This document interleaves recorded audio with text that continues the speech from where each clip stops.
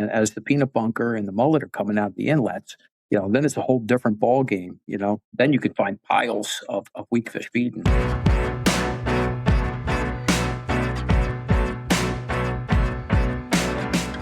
Hello and welcome back to the Fat Dad Fishing Show. I'm your host, Rich Natoli. Tonight we're going to be talking about weakfish. It's a species that practically disappeared for over a decade in the mid-Atlantic, and I wouldn't say it's totally back, but it is fishable at this point. And as long as we're responsible with the fish that we catch, it looks like they're just continue to surge back into the area. And I'll tell you what, a lot of people don't think that they're a great fish to target. It's my favorite fish to target. It has been since, and I was telling George, who's our guest, George Bucci, he's going to be on in a moment. I was telling him backstage, it's my favorite because it was my grandfather's favorite. So I kind of took it over, and I don't know. I just love going out and targeting them, and you can now. It's one of we're back in the time where you could say I'm going weak fishing today, and you should expect out of yourself to come back with weak fish at the end of the day, or at least have landed multiple weak fish every day. So George is coming on. We're going to talk about that light tackle. Let's just call this 7+ tips for targeting weak fish in the summer, although we'll talk about other seasons as well. Before we jump into that and bring George on, go through the sponsors real quick. We have Great Bay Outfitters on Radio Road in Tuckerton, New Jersey. If you want to test drive a kayak, and I always recommend that if you're going to buy one, I don't even care if it's a fishing kayak, you got to get in the water with it and test it out before you drop the thousands of dollars. Call Paul, call the shop, get down there. He's right on a lagoon. He's got the launch. He'll launch multiple kayaks for you. Test them out, see what really works for you. I almost bought a Hobie back in the day, and I was fortunate enough, this is before Great Bay existed, but I was fortunate enough that a guy said, hey, try mine, and I couldn't do it. I have no knee issues, but I couldn't do it. It hurt my knees. So I got an Old Town, and it works perfectly. It's a whole different motion. I'm not saying get Old Town. I'm just saying go out and test it. It's well worth the time. It's worth the effort, and Paul will set you up right. Then we have Quad State Tune with Kevin Driscoll. He is the owner of Quad State Tune, and he is the guy that's going to get your Toyota truck, whether it's a Tacoma, Tundra, 4Runner, even a Lexus 460 and 470. Great engines in those vehicles, but they can be better. He's got the engine tunes for it. They're not thousands of dollars either. So if you want better torque, better mileage, better horsepower, more responsive throttle, and to get rid of that gear hunting that you get on the Tacomas specifically, give him a call. His number is 484-633-5975. See if it'll work out for you. And the final one, if you're buying, selling, or thinking of investing in real estate in southeastern Pennsylvania, well, that's me. Give me a call. I am at Whitegert Realtors Cornerstone in southeastern Pennsylvania. I actually manage the Bluebell office, work out of multiple offices all over the region. Got a closing this week in Reading, so all the way up in Reading. I've had closings out in York County, Delaware County, all over the place. So if you're interested, let me know. Love working with people that watch the show, and it's great because we get to talk fishing as we're going through the houses or talking about selling a house. You can give me a call at 267-270-1145 or natolirealestate@gmail.com. And with that, let's just jump right into this one and bring George on screen. George, good to see you back. What's going on, Rich? Man, I'm excited about this one. It's tough to get, it's tough to come up with topics. And I've had this topic kind of like percolating for months. I have so many, actually, let me put it up on so people can see. These are the notes that I have put together over the months. Nice. I think I have 7 or 8 pages of notes that I wanted to do for multiple episodes. And when we were talking and you said, hey, let's do light tackle weakfish, I was like, oh, I'm ready. Somebody wants to talk about it. So I'm excited. So thanks for coming on. Yeah, you're welcome. It's one of my favorite things to do in the summertime. I mean, I've been doing it for, I've been doing that as long as I've been striper fishing, in the summer when there's nothing to do. And this was before the whole sheep's head craze took over. In the summertime, that's what we would do. And that's going back. I probably was doing it pretty successfully when there really wasn't supposed to be many of them around back in like the 90s, maybe early 2000s. Yeah, early 2000s. Yeah, there was a peak there where they came back and it really got good. And then it kind of died off again until just maybe the last 5 years. It's been pretty good. It has been good. And not only are there numbers, but there's also some size returning to them. Yeah. So, you talk about, you have different names for the big fish. It's the tide runner is what. Yeah. And people would say, I got a tide runner. It's 24 inches. I'm thinking, I remember 30-plus-inch tide runners. Yeah, no. I mean, you remember the 80s, the Delaware Bay days when, they would fill trash cans with, 10-pound weakfish. Yeah. And my dad used taking me to the old Corson's Bridge, and the guys would line up and they were just slinging big weekies over the rail. And I was, little. I was like, oh my God, they're huge. They look bigger when you're small, but they were all giants. They were all big. So it was my grandfather's favorite fish to target. So we go fluke fishing and he would go for weakfish. We would go for bluefish and he was always looking for the weakfish. And he knew when we get into bluefish, he'd be like, well, I know where the weakfish are. And we're fishing right there. And he's pulling weakfish and we're pulling blues. Yeah. And then I, like an idiot, I'm all the way on the bottom. So I'm pulling sharks. Yeah. But I remember we had a house on 114th Street in Stone Harbor, and in the mornings, we'd sit down for breakfast. He'd always get donuts and we'd be sitting down there, and he would always kind of position himself so he could see out into the bay and into the channel. And they would come up the channel and you just see fish breaking. Yeah. And he'd be like, bluefish, weekies. And then me and my brother would run down and jump in the rowboat. We're just little kids and we're rowing across the bay, and we're, by the time you catch up to him, you get like one or two casts, but you could get like huge weakfish coming through this like 8-foot deep bay because it was just some minor channel going through. Yeah. Those days disappeared, my friend. Yeah. Yeah. Once in a while you'll still run into stuff like that now. Yeah. Yeah. Well, there are ways to target them now. I do want to make it clear to people that they are technically, unless it just changed, they are technically in the quote unquote overfished category. And I just want to clarify that for people. That's the status on the numbers. It is not due to fishing. It is not due to commercial. So I know a bunch of people, they immediately react, it's a damn commercial. No, it's not. It's not the commercial fishermen. It's not the rec fishermen. The best guess that the experts have is it's natural predation, and the ecology of the area has changed to the negative for the weakfish. So very low recruitment in the spawning stock, and it's very spread out, worse than striped bass had They're been. just unfortunate that when they're small, the spikes, when they're migrating, it's kind of a bad time for them to be migrating because the big bluefish terrorize them. I've been to Isla Beach where there's just hams of little spike weekies washed up all over the place from the bluefish. The dolphin love them. Dolphin will rip through them. I got a story about that. Stripers and stripers in like Montauk. You go up there at the August moon. That's the weakfish moon up there for this. To catch striped bass. Yep. So the experts blame it on predation. They say striped bass is one of them. Dolphin is the other. And the third is dogfish. Oh, yeah. And they specifically talk about the spiny dogfish, the one that is now protected or was protected for years. And that's kind of what's destroyed it. So when you see the dolphin coming through, and there was a time where I went out fishing with John Creeley. We're out on the kayaks behind Avalon, and we're just working our way up back towards Patty's Hole, and we're going to target weakfish, and they are all over. I mean, our things are, but they're the spikes. Wow. So we're like, well, there's got to be some big ones back in here. We're going to go back. We're going to drift for some fluke, but we're going to hit the weakfish spots. And wouldn't you know, it was like the flight of the Valkyries. Like you could hear it in your head as you turn around and you see this just massive waves coming towards you, and you see it's a pod of dolphin. Oh boy, coming through the backwaters. We're watching them on our sonars. Like they're flashing by on the side scans. Yeah. And the next thing you know is the water is just shimmering with scales. Yeah.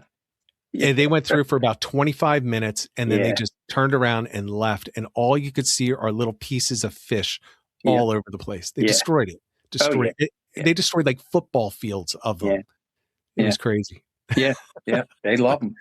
Yeah. So we can blame them, but they are there. You can target them, and there are ways to do it. And that's what we're going to cover today. So I'm going to say that I'm going to retitle this and say it's going to be 7+ tips, because I know I have at least 7. I know you have at least 7. So maybe we end up with 7. Maybe we end up with 23. Let's just talk about light tackle, weak fish, and let's jump in. Where do you want to start? And I mean, and my way isn't the only way. How I target them isn't the only way to target them. There's a dozen ways you can do it. Yep. And I've caught them in other ways that I don't even do anymore. Yeah. Well, I don't start targeting them. I wait until my striped bass run is over, which is usually towards the end of May, maybe the beginning of June. And be honest with you, by then it's usually a little late you want some of those bigger weak fish. It's a little late to start. If you're going to start targeting, they show up in April. The netters in the Delaware Bay start getting the big weak fish in April. So by the time I start, I'm not looking for that. If someday maybe I will, I'll go, okay, I'm tired of the striped bass chase, and I'll try for big weak fish. And I know guys that do it. Yeah. I know they had a tough year this year as well with big weak fish. Yep. And usually when I do get my bigger weak fish now, it's accidental.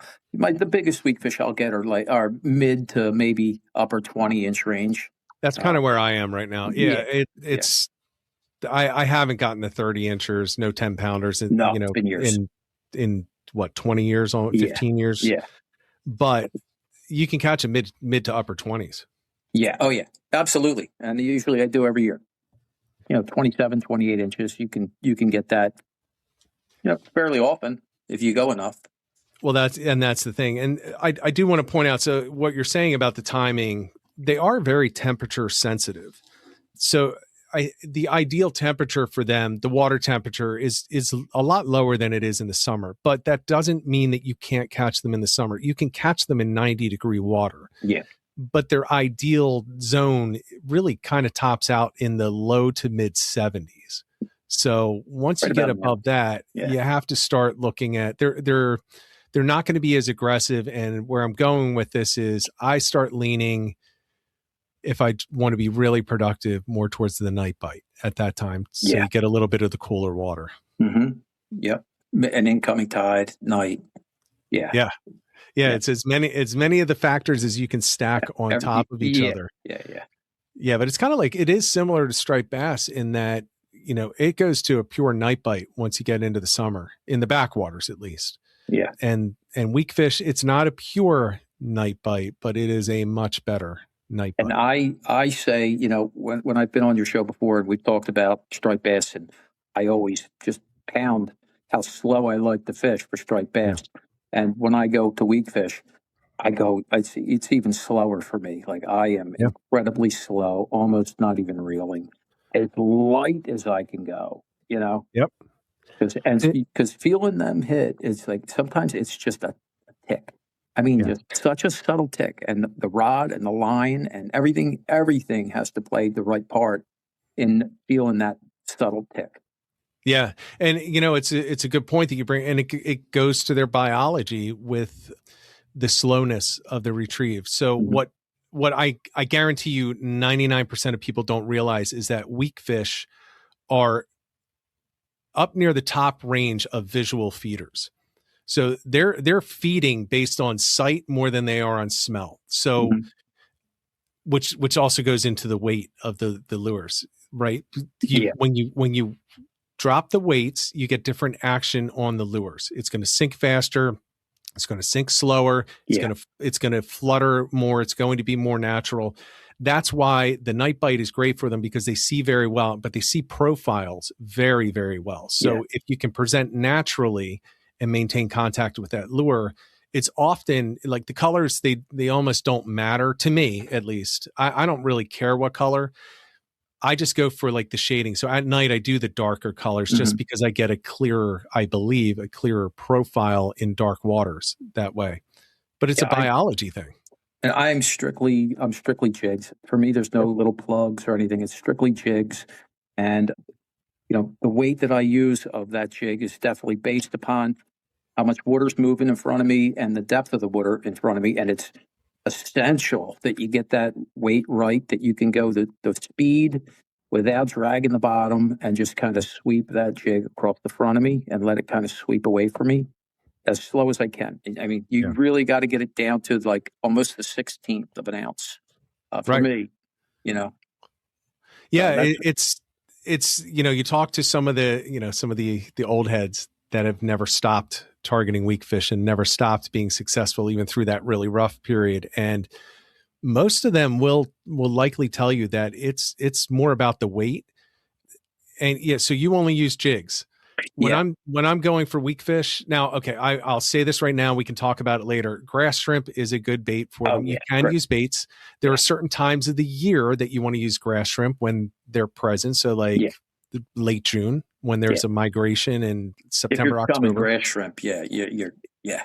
Yeah, it's That's a great. whole That's different not thing. what I do though. No, not me either. So for me, if I'm going weak fish and that's all I'm targeting, I'm only bringing jigs and soft plastics, but I'm bringing, whereas for fluke, I'll bring 2 sizes. That's it. Yeah. I'm going for weak fish. I'm bringing the house. I'm Yeah. bringing every different weight jig head that I have when I'm going out there. I'm usually from a half ounce down to a 16th of an ounce.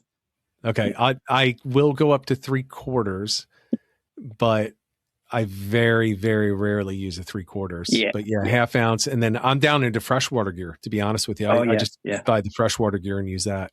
Yeah. Yep. Yeah, I mean, like I brought some of the stuff that I use. This yeah, is let's see one. it. This is one that I dug up. You can. I don't know if you can see how beat up this is, but yeah, this is like last year's jig that was in like my coffee cup. Yep. And I think this is an eighth of an ounce right here. So this was I'll just tell you, this was like a Corson's inlet special right here. You go to the Corson's Yeah. shell beds, and I'll sweep an eighth ounce there with light tackle. And my light tackle for me is I use the Century Demon, which can throw 1/32 to 1 ounce. I've thrown 1 ounce with it, and I have that paired with 15-pound braid with 15-pound fluoro, which you could probably consider an overkill, but I Yeah. also striper with that rod on Right. a 3000 sustain. So it's very Okay. light. I can still turn around and, when you're weak fishing this time of year, you're bound to hook a cow-nose ray, which I did the other day. That was about 30 pounds and was able to land that 30-pound cow-nose ray with that light tackle. I mean, it took me forever. Were you on a boat? No, I was on a jetty. I had to Okay, walk that's it off even harder. I walked it off the jetty onto a sand beach, landed it, got the jig out, walked back out on the jetty, and then got snagged and broke my jig off. And that made me so angry that I left. Yeah, I was going to say that would make me leave probably at that Yeah. point after all that.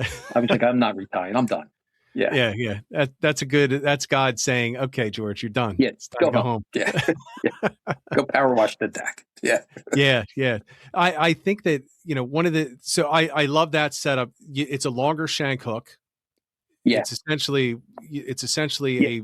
a thin wire hook. Yeah. This is a Lunker City jig head. And if you look, you can see how thin that is, which Yep. I don't really normally use on the Bass Assassins. And I love my Bass Assassins. Like the whites, these have been my killers. But usually I'll use a 1/4 ounce Kalen on these. And you see the hooks flip back a little bit. And so this is like currently one of my favorites.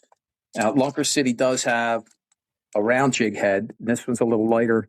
These are 3/16, and I have that rigged. I think they're the same. No, that's not even the same jig. I think this is a little bit of a lighter jig. Yeah.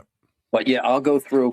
But when I'm using, this is all I used to use back in the late 90s, early 2000s, were the Lunker Cities.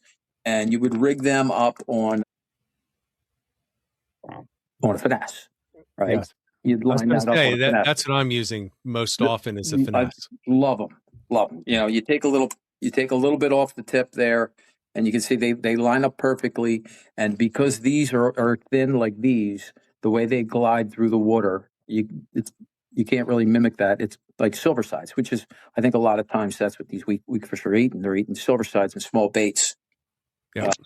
That's pretty much they're the things that I like the best. Every once in a while, I'll use something with a little bit of a bigger paddle. And these are also Lunker City salt shakers. And the salt shaker is one of my favorite paddle tails for everything, just because it's got the oversized paddle, even on a small bait, and it gives this bait so much life. The whole bait shakes. The whole bait will shake back and forth while the tail's going double speed. So that's one of my favorite paddles. Yeah. I think a lot of people, they just grab paddle tails, and they're not all created equal. I was just going to say, not all rubber is the same. No. I think the point that you made is also important about match the profile to the jig head that you're using. If you're using a thin jig head and you want the natural presentation, which for Weakfish you do, absolutely striped bass, I would say you don't have to, especially migration ones. That's just my opinion. I think you have more tolerance out of the fish at that point. If I have to do it, like if the only jig heads I have, and I'm going to make things work the best I can. But I try to get like on a rounder bait. Like, I mean, you can see how that's a rounder bait and how that fits on there kind of nicely. And then when you get those slender baits, you want, they make a head for that. And even some of these smaller, like these new style, they kind of fit on there pretty good. Like that flares out, right? Yeah, a little bit. It flares out a little bit. And then when I get to my heavier stuff, and this is about as heavy as I'll go, I believe that's a half ounce, and that fits on there real nice. As a matter of fact, I cut the tip of that off. You can see I took the tip of that off just so it would fit a little bit better on there. These are all beat up. You can tell that's been pulled off a couple times. They've all been pulled down. Most of these have been used several times. Turn that over. Is there a rip right above the it's bend? Covered in. It's just shredded. Like, and you can see the fang marks. There's fang marks in it, and this has caught its share of fish. And if I were to fish heavier, deeper water for some reason, something like this would get it done. No, that's as big as I'm going to throw. If I have to throw that, usually I'm like, I don't want to do this anymore, and I'll leave. These are something that everybody uses in pink and pearl and chartreuse. The zooms. So like I said before, I don't really focus at all on color, with the exception of I do like pink zooms. I don't know why, and maybe it's because that's what Granddad used. Yeah, so pink and white. That's all I do. That's all I use. Yeah. I do use a really dark purple with gold flecks at night, just to get a little bit of flash off of it, just a little bit to help. I don't think it does help, but in my mind it does. So I do like the darker profile, the darker baits to get the profile, but I like when they have some metallic glint. Well, that's you can see the gold flake. Like just about I love the gold flake unless I'm using the straight whites, and even the finesses have gold flake in them. Yeah. I do love the flake in my kit. It just gives a little extra as far as I'm concerned. Yeah. So there's one thing I do want to mention this as far as when to go. Well, let me ask you, what time of day does it matter to you? What time of day, or where in the tide cycle are you going to go? Well, I used to like going at night. I'd get out there if I had the right tide, which I try to work around the higher tide, the high tide. Last of the incoming, first of the outgoing, for the most part, in most of the spots. It's not necessary, especially if you're going to be out like all night targeting. You can bounce around, but lately, for the last probably 3 or 4 years, I like to get up when I see that high tides at like 4 or 5 o'clock in the morning. I like to get up at like 2, get to where I'm going to fish and fish that incoming, last of the incoming, and some of the outgoing into the sunup. And there's been times, in the last 3-4 years where I've been picking it fish into sunrise, and it continues until 9 or 10 o'clock in the morning. Yeah. So it's the same pick of fish, and maybe I'll get 20 fish in that session. Yeah. So that lines up with what I do. I'm typically sticking to the last 2, first 2. I will also fish slack. I actually do have decent success with them at slack. Yeah. But the one thing I'll say is when I'm doing that, the one key that I will say is it's not necessarily because of that time. It's because of the currents. It starts to ease. They don't like fighting current. Yeah. So when you're looking for the spots, the tide cycle, where you are in the tide cycle and how fast the current is flowing is definitely going to have an impact. But there are other things to consider. Find some structure. get behind a bridge piling, get behind a dock piling. Yeah. So Current anything that's breaks going are to break it. definitely important. Current Yeah, and if you get two currents coming together, if you can get that still spot in between, that's even better, because they'll just hang there, and they're built for quick speed, not long endurance. So if you get far past that spot when you cast, just start over. They're not going to chase it a mile. They get incredibly shallow too. That's Yes. why the lighter you can go. To be able to work some of that shallow water, whether if you're on a sod bank, which I've caught a ton of.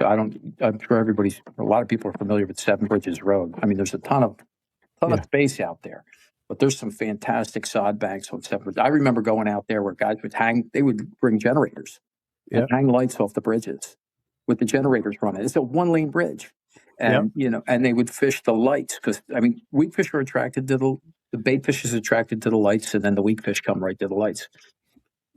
It's old technique.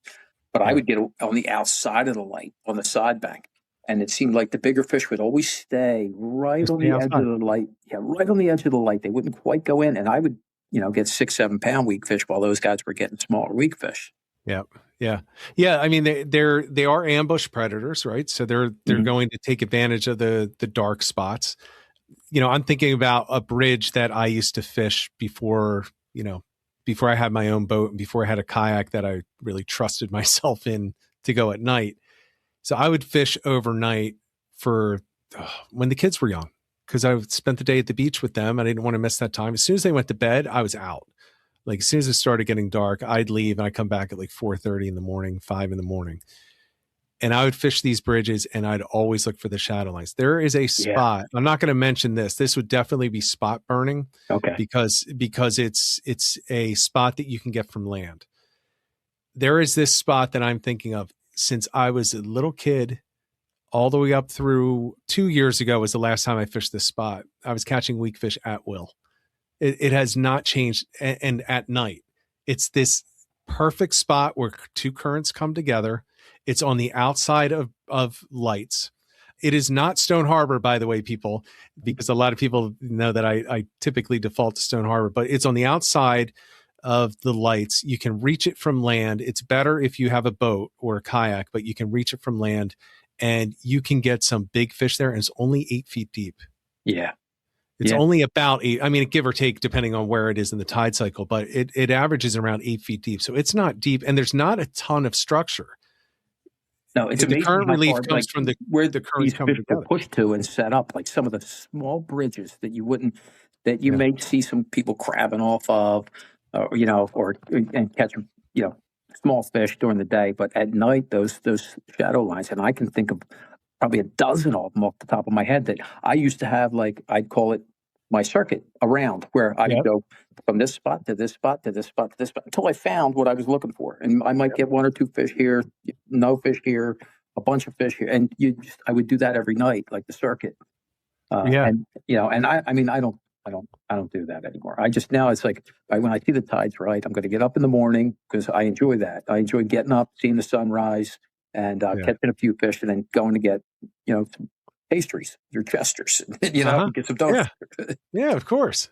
Yeah. Oh man, that's what it's all about. I got a great story for you, real quick. Yeah, go ahead. When I used to do it a lot, and these were during my drinking days, and just so you know, I haven't drank in 21 years, but during my drinking days, do you remember Harrah's used to have a public dock, fishing dock? Yeah. The marina there, they had a public fishing dock, and they had lights on it, and we would go out there, and I'd go out there with a big cooler. And there'd be so many guys on that dock leaning on one side of it that the dock would lay. You were literally laying on the fence and fishing, and finessing weakfish. And I was just throwing, before we had limits, throwing them. And I'm part of the problem. I understand. Yeah. Throwing them in the cooler, and I would get probably 100 of them in the cooler. Yeah. And then I took them to this Chinese restaurant, and I'd knock on the back door, and the owner would come out, and I'd open the cooler, and he looked at it. He'd look at me, and he'd go, "You drink free tonight." And I'd go inside and just sit at the bar and drink. And he would have weakfish on the menu for a month. That's awesome. That's awesome. Yeah. The drinking Yeah. days.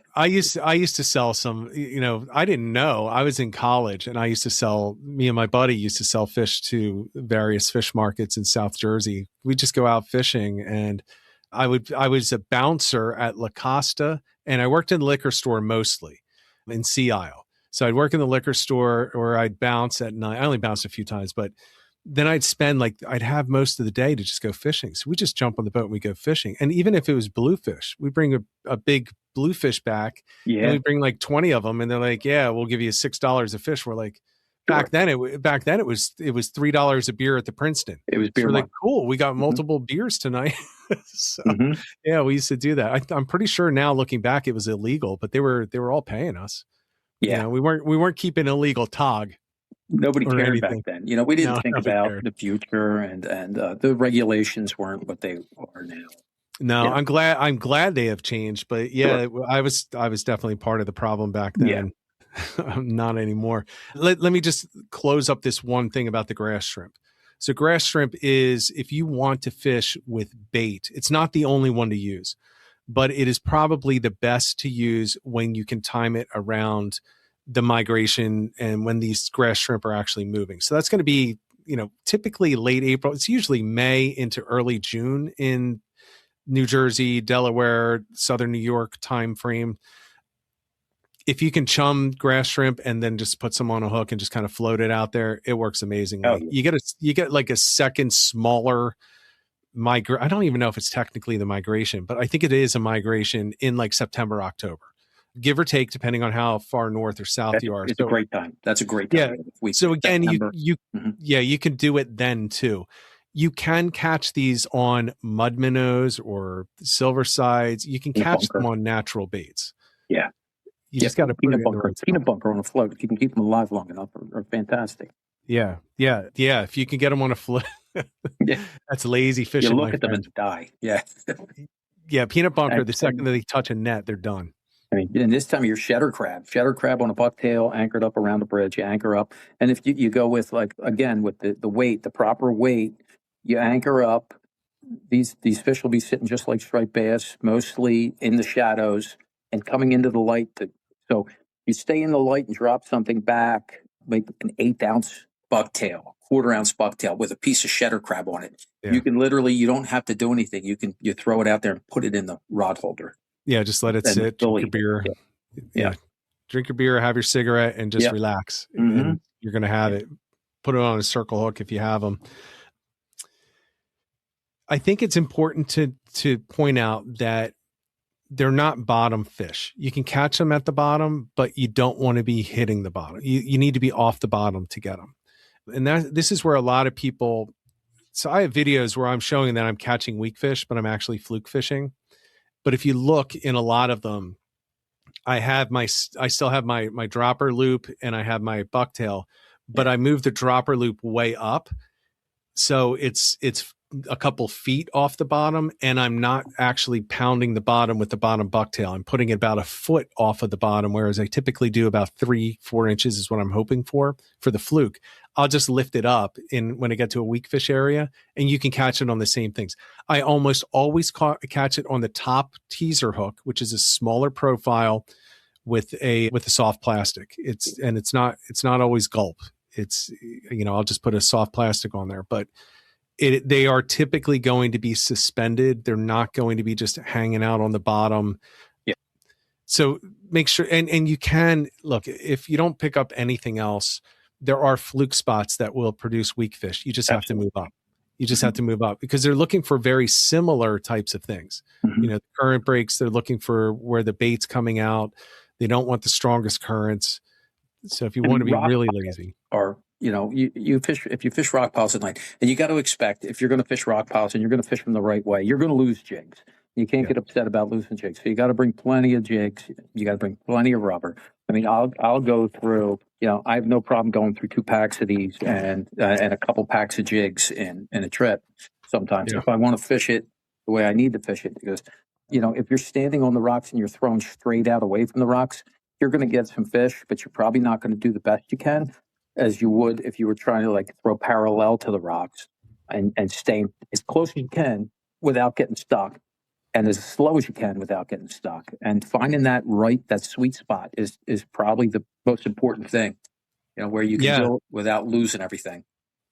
Yeah. And I think so. Let's talk about one of the best places, in my opinion, to target them is off a jetty. Oh yeah.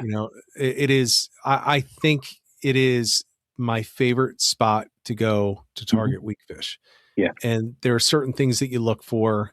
Is there a particular thing that you're looking for when you're on a jetty and you just say, okay, I'm going to go for weakfish at this point? Me? Well, I mean, I have one particular spot. I have a couple actually. I mean, a couple of them are public knowledge. I mean, I do love going to courses and just working the shell beds. The shell beds, hold tons of bait. They hold grass shrimp. They hold small bait. So, and there's a ton of room there. Sometimes you have to put some time in there to get the results and work different tides. But that's been tried and true area for weakfish. Some of the rocks that I work now. I have a spot that I work now has a defined like tide line. It's basically out of the tide, and it has underwater structure all around outside of me, like rocks, and there's all kinds of rocks around that I know are out there underwater. Yeah. So I do like to work that slowly, because now I don't have to work right along the jetty. I can actually work, I'll work like 2 feet of water one way, and then I know that it drops off to where there's some more moving water, and I can sweep across some rock bottom, and then out in deeper water, I know I have some rocks out there as well. Yeah. I know just from tog fishing in the back, where all this stuff is. Right. So you work that structure, and and there's some other spots that I know that where there's underwater rock pile humps, and I know that from being in the boat togging, and you remember that and go, I know exactly. I'll look at it from land and go, okay, there's a street sign right there. There's another sign right there. I need to stand between the two. I know where this rock pile is now. Yeah. So I take that with me for, when I go weak fishing. There's a spot that so I'll say it's a jetty, but it's submerged. Like if you don't know it's there, you would never know it's there. That's perfect. Like you can't see it anymore. Yeah. Well, maybe you can this year, but you couldn't see it for 5-10 years. But there are breaks in the depth, and if you go, so you have to wade out there. So you're fishing a jetty, but you're wading in order to do it. Yeah. And there is a drop off. So it's actually not even the shallow water that I'm fishing. Like typically when I'm fishing on the beach, I'm like looking, just under knee deep is where I start fishing. For this, there's really nice structure and rocks. And I know that it's deeper on the backside of the rocks. Like it's kind of like exposed back there. So it's a great drop. So as the water is coming out, if you drop your baits in there, and if there are weak fish there, it'll just kind of pull it right over that rock and fall down the backside. And as long as you're not letting it go on the bottom, but you just kind of like suspend it and start reeling over and just slow it down and just kind of let it fall down the back. Oh, such a great spot. I don't know if it's still like that this year because I have not been in that area at all, but it's something to look out for. And you can spot that. Like I learned about this because I was on the beach. Right. And I was on the beach. So I know that there are rocks there, and I know that they don't go away. They just get covered or they get exposed, but you can't. And that's what you got to do. Yeah. You have to go out and try different areas, and you have to be observant, even like if you're taking a walk with your wife or, or just out doing something else. When I'm on the water, I'd like to stay observant and try to remember things for future reference. What other species of fish is this going to hold, at different times of year, that's always probably going to hold something. I mean, even once you get into fall, the pattern of these fish will change. The way these fish are moving around will change, and they'll start to school up. And as the peanut bunker and the mullet are coming out the inlets, then it's a whole different ball game. Right. Then you could find piles of weak fish feeding. Yeah, and a big thing to mention to people is a lot of times people will catch a weak fish and they're like, just a random weak fish. If you find the spot, there are going to be a lot of weak fish there. Oh, yeah. And if you find a spot at a certain tide cycle time, they're probably going to be there for weeks. Like they don't just pick up and move. Now they won't stay there all day. Like they'll move, but they often come back to the same spots and they will just they'll just kind of stack up there, suspended. So don't fish the bottom typically. But if you can find spots like that, you can often go back, oh, it's today at 2:00. Well, tomorrow at 3:00 is probably the right time. And then the next day at 4. And then, wow, it's starting to get dark at 9:30 and that's next week. So next week at 9:30, I'm going to hit it at night. Now you got nighttime and you have the right tide and they're going to be sitting there. And I think people often, they pick it up and they say it's just almost became like an exotic for a while there, right? Like, oh, wow, I just lucked into it. At nighttime, if you're out in the boat at nighttime or even on foot at nighttime, we still have we have resident bass around. The difference when a weak fish hits the surface, hits a bait on the surface, and the difference between a bass hitting the surface is you can tell the difference. At least you can tell the difference instantly. It's a completely different noise. The bass will make more of a popping sound, and you'll hear the weak fish are more of a slurping sound. Like they come up and they slurp on the surface. And I don't even have to see it. I could be somewhere and I'll hear it, and I'll be like, oh, that was weak fish. That was a weak fish that just came up. Blind cast. Yeah, and blind cast time. Yeah. Once you hear it enough times, you know it right away, and then you just got to start, trying to figure it out how they're feeding. I love the challenge of them. And part of it is because they're, when I was growing up, they were easy. It was really easy, but did you ever catch one on top water? Yeah, not many. I caught one. So I can't even say it was top water. I wasn't trying to fish top water. I caught it on a fly. And the fly was just like probably a couple inches under, but it was like one of those. I was fishing a sod bank. Actually, I think my brother was driving my boat and I'm on the front. And I know I was fishing for striped bass at dusk. Yeah. And I casted it. And as soon as it hit and when it started to sink, it was a clouser minnow. It took it. I was like, oh, it's a small striped bass. And I pull it out. I'm like, oh, it's a weak fish. Yeah. So it was at the top of the water, but it was not on top water. I got one on a spook and I was fishing for bass. And I was blown away. Couldn't believe it. And it's never happened again. And I fished for bass in the backwater with spooks a billion times and never got another one like that. But you would think that it would be more common though, because they do attack up, right? Yeah. They attack up. So, you want to be at their level or ideally a little bit above. They are fishing or not fishing. They are attacking profiles. So you would think, and speckled trout, one of the best way to catch them is on top water. All the time on top water. Yeah, I can't say that when fishing top water intentionally, if somebody catches them on top water, I'd love to hear it. I'd love to know. If somebody's mastered that, because I certainly have not. Yeah, and we're talking top water on purpose, like with a top water lure, not like what happened to me. Like a spook. Yeah, I was using a spook. A spook, a popper, something like that. Yeah. Mm-hmm. Yeah, I never have. I've never done that.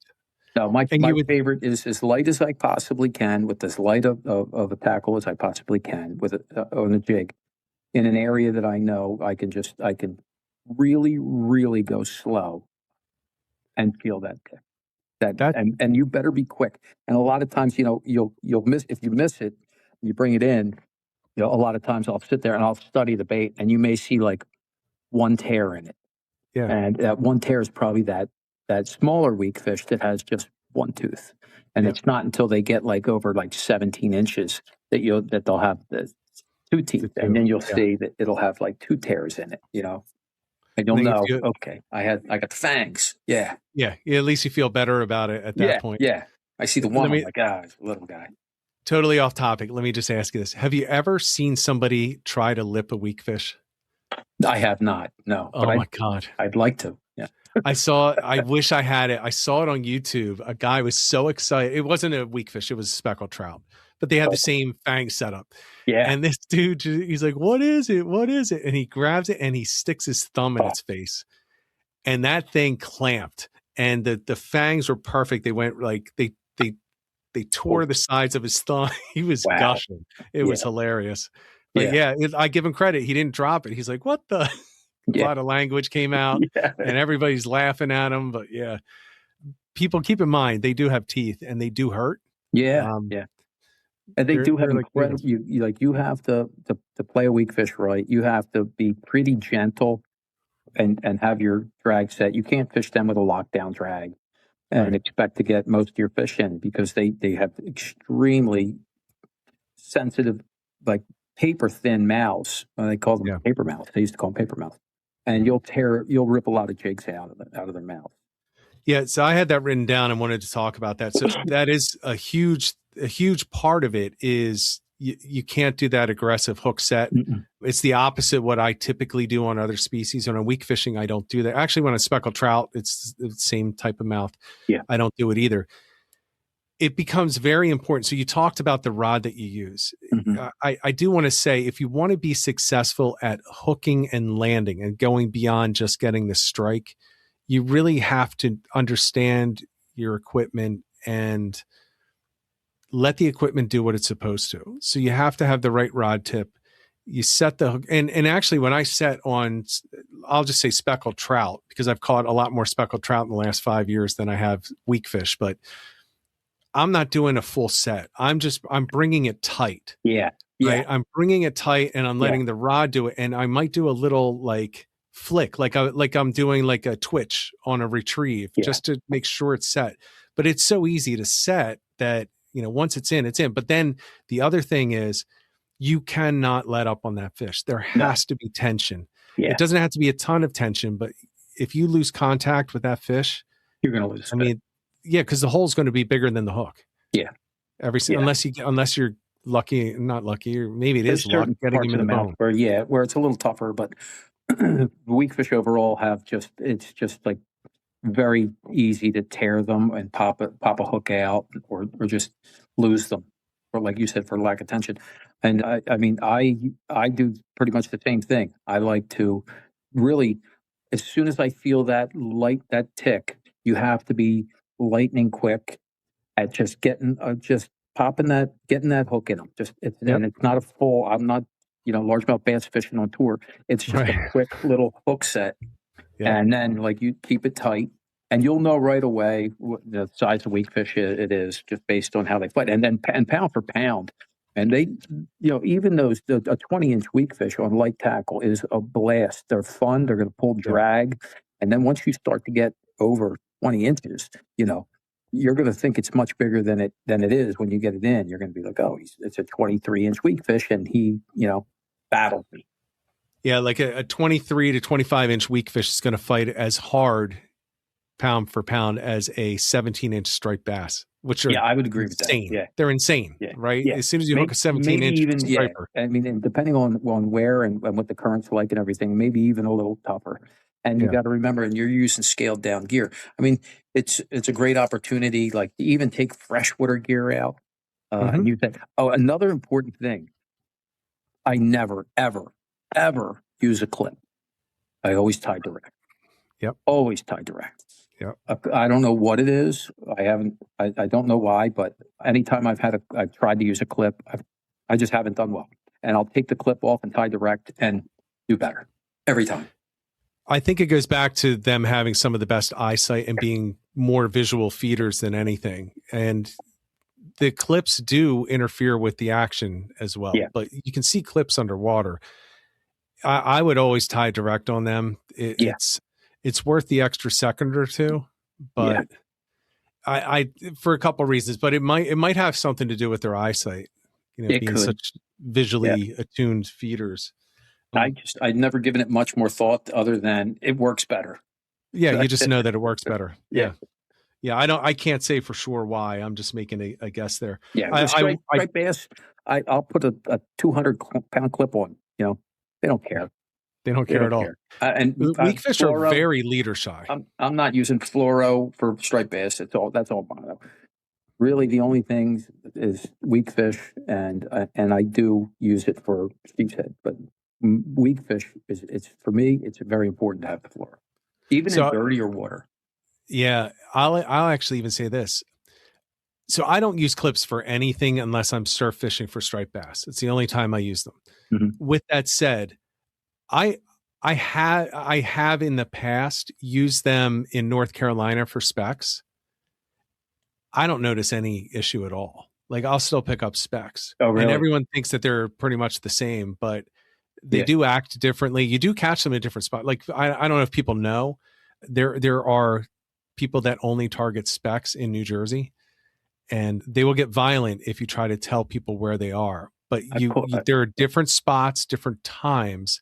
They are totally different fish. So I just want to point that out. So if you think, well, I catch specks and I can use a clip, I don't think it necessarily translates over to weakfish, and I don't know why. The best day of specks I ever had in New Jersey, I caught 6 of them on December 17th. That's a good time. Yeah.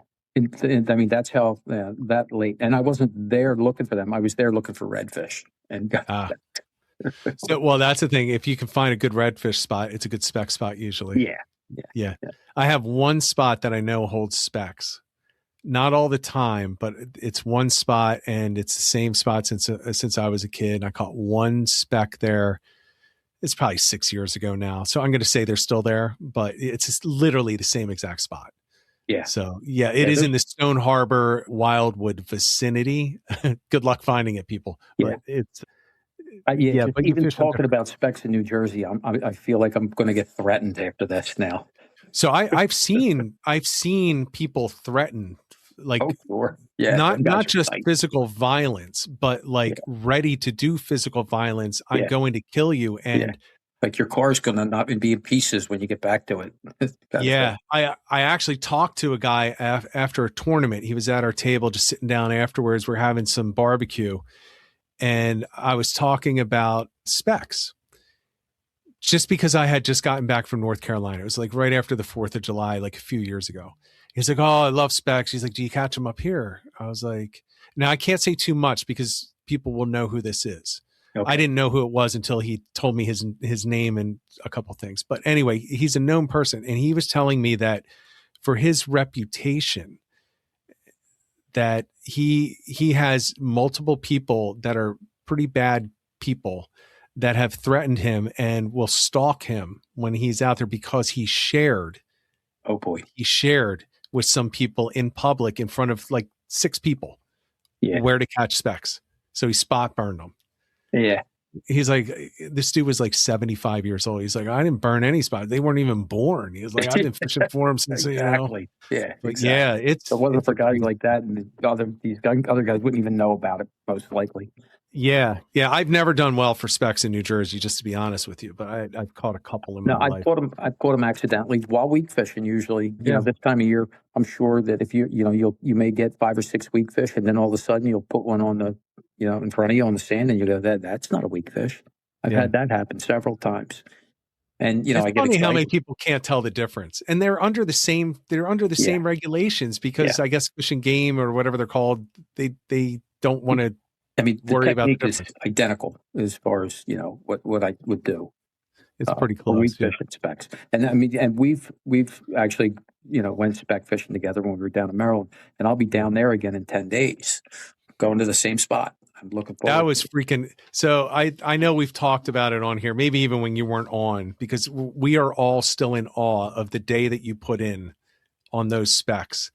Like we weren't, so just so that everybody knows, we weren't expecting that this was going to be anything more than a quick trip before our charter started.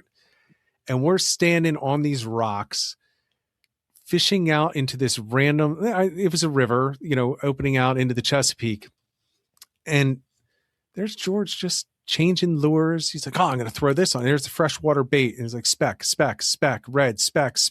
And we're like, how many did you get? I got 1 bite.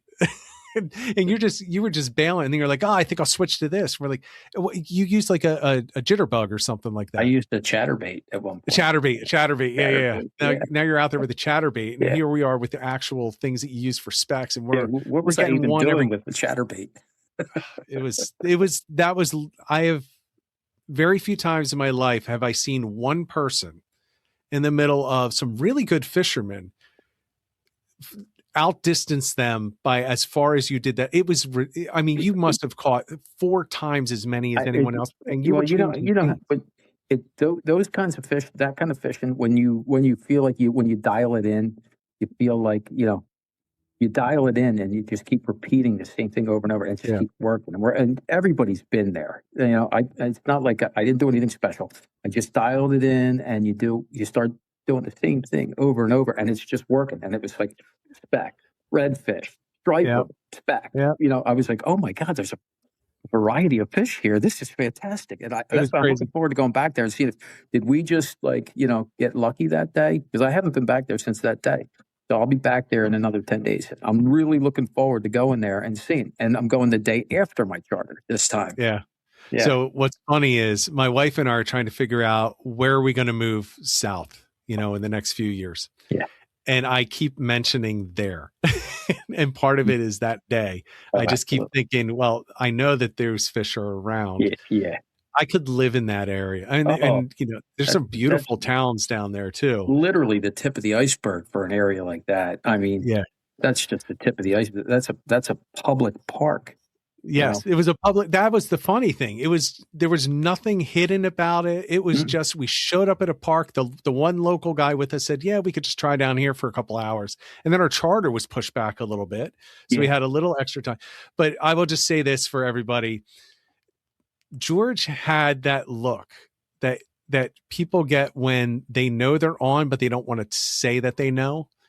It was like every cast, like you had this smirk, like, before it hit the water, you were almost turning and smiling like, yeah, I'm getting one on this cast. And it was like, we just kept looking at, I remember I was talking to one guy. He's like, yeah, I don't know what he's doing, but I have the same thing on. I'm not getting anything. And you're like, just cast it like this.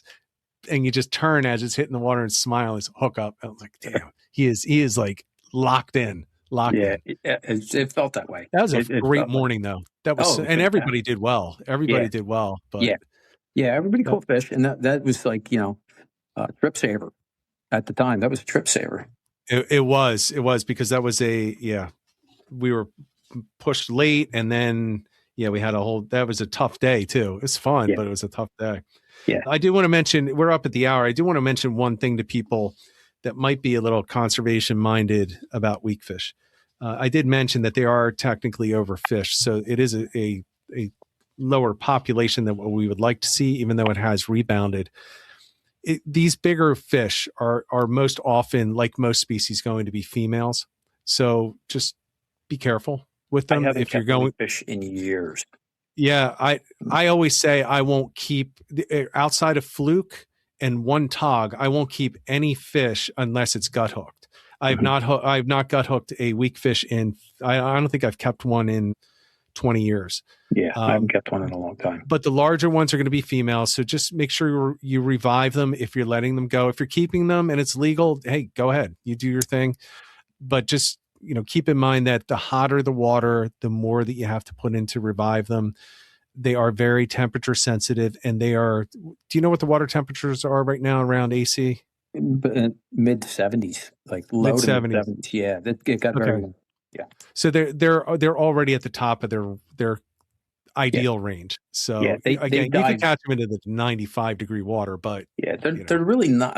As far as I'm concerned, they're not good table fare. It's a mushy fish. If you were going to keep one, you want to ice it. You want to bleed it and ice it. I iced them. I used to ice them overnight just so I could clean them. Otherwise, they're just mush.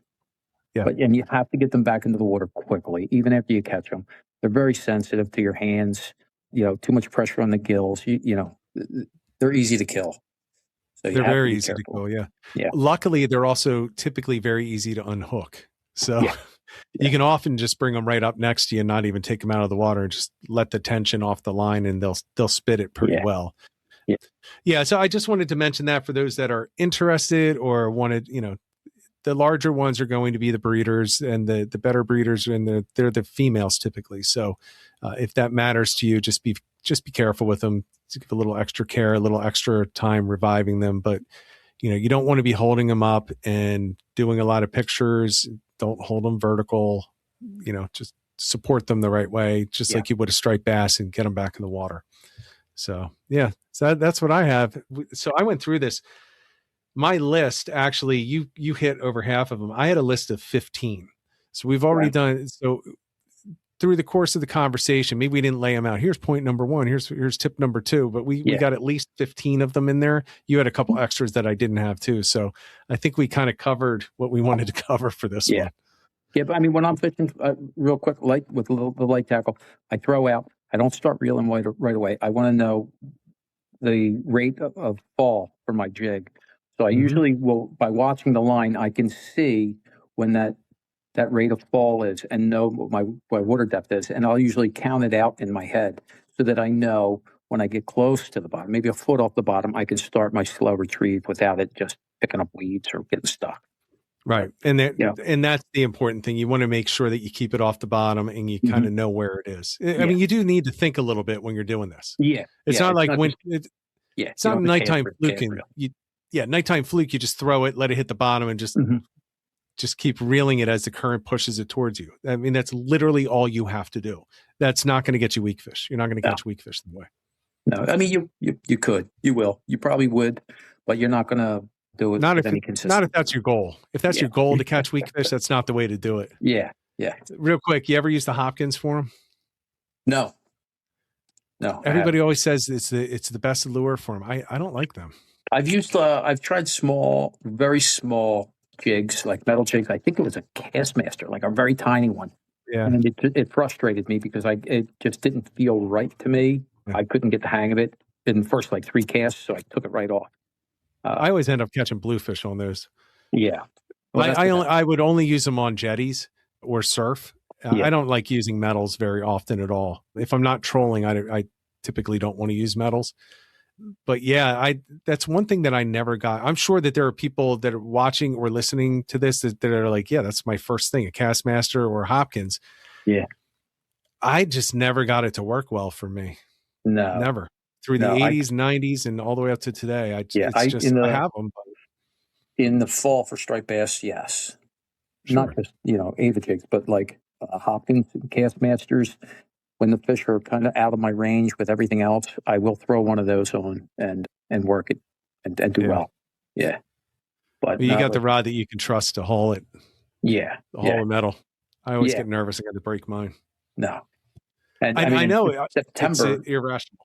September, those weak fish start moving down the beach. And I mean, and they've been pushing further and further north every year. They are, they're catching them in Massachusetts, probably better than we are here now. Long Island Sound is loaded with them, and that's a relatively new thing for them. So these fish are expanding their horizons and moving. Then this year, I can tell you right now, this year is an off year for me. It hasn't been good for weak fish. I'm waiting for that to turn around and change right now, but I hit a couple spots the other day and didn't get it. I got to count those right. That was it. So I'll say this. So the number one location or region for this podcast is New York City area. Oh, wow. That's like by far, like Philadelphia, New Jersey, Maryland, not even close to the. And I know that they have to be having a good year because I've had multiple people ask for this topic this spring. Oh, no kidding. And they're from New York. So I'm thinking, okay, well, they're not telling me how they're doing. They're like, hey, this would be a good topic. Let's talk weak fish. And I'm assuming it's either because they're starting to see them push up there but it seems like everything's pushing north. Yeah. Right. Everything. Yeah. So, hey, I'm happy that if you can get better fishing up north, we're just going to have something moving in south. Right. Yeah. I mean, if it's good up there, you could reach out to me and I'll come up and check it out. Yeah. Just validate it. Right. Let us all know. Yeah. All right. Well, hey, thanks for coming on. I appreciate it. Thank you. I think it's a great topic. Hopefully people will be out there targeting some weak fish and share some photos and some pics. Even if you don't do it online, I will never dime you out if you don't want me to. I'll never dime them out for catching or keeping or post their pictures unless they want me to. Like we discussed earlier, everybody fishes for their own reasons. So some people fish for food. Some people fish to clear their mind. Some people fish for fish. Some people fish for the sunrise. Everybody's got their own reasons. Yeah. We had a really interesting, I'm not going to go into it. We had a really interesting discussion before we came on. I wish that we would do an episode like that, but we got to talk about that a little bit. Another time. Another time we'll talk about it. George, thanks for coming on. Everyone, I'm hoping to be back next week live. I'm just going to mention this one more time. My my daughter's expecting to have baby number 2 any day now. So Congratulations. if she does, I'm not going to be coming on. So yeah, I'm really excited. It'll be granddaughter number 2. And Awesome. oh my gosh, I can't wait. I cannot wait. I've already got a fishing blank for granddaughter number 1 already ready to go. So Cool.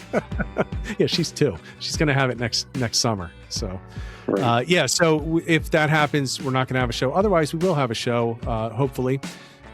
So yeah, it's the time though. If you're post striped bass and you want to get on something and you're sick of just doing the drifting for fluke, I got to Find tell the you, bait. Find the just bait in the back, and you're going to find some weakfish right now, like way find back. it. Yeah, Way in the and back. if you're at the shore, if you're at the beaches and you're busy all day with the family and you just want to get out on the water, find the shadow lines at night.